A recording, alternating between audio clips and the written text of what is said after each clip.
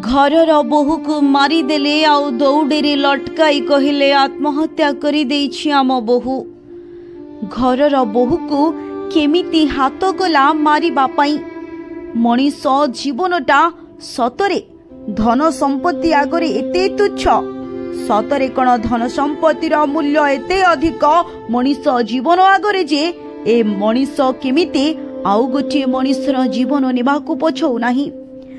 शाशु घर को जीवा परे झीटी जो स्वप्न देखे से स्वप्न एमिति जुई पाउंस होई जिवो बोली से कण केबे भाबिथिला।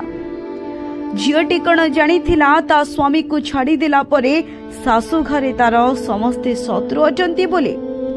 से कण जानिथिला स्वामी बाहरे रहिबा समय रे ता जीवनटाकू एमिति कलबल करी नै जिबे ए पिशाची शाशु घर लोके बोले। केडे क्रूर अविवेकी लोके घर भितरे घरर बोहूटाकू दग्ध करे मारी देई टांगी देले पंखारे।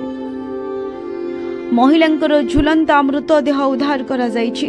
बाप घर लोके आनिले एभली अभियोग। सासु एवं जा मिसी हत्या करी टांगी देइथिबा अभियोग करिसंती। पूर्वरु अनेक समय रे दमयंतीଙ୍କୁ तांको सासु घर लोके निर्यातना देई आसुथले। बाहागर परठारु निर्यातना देई आसुथले।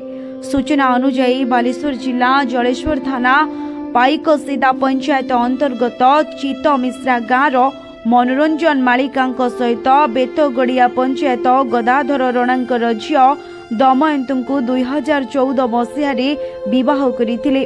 स्वामी बाहरे काम करती। स्वामी जीवा परे सासु घर लोके तांको विभिन्न निर्यातना देउथबा नि बाप घर कहिसंती।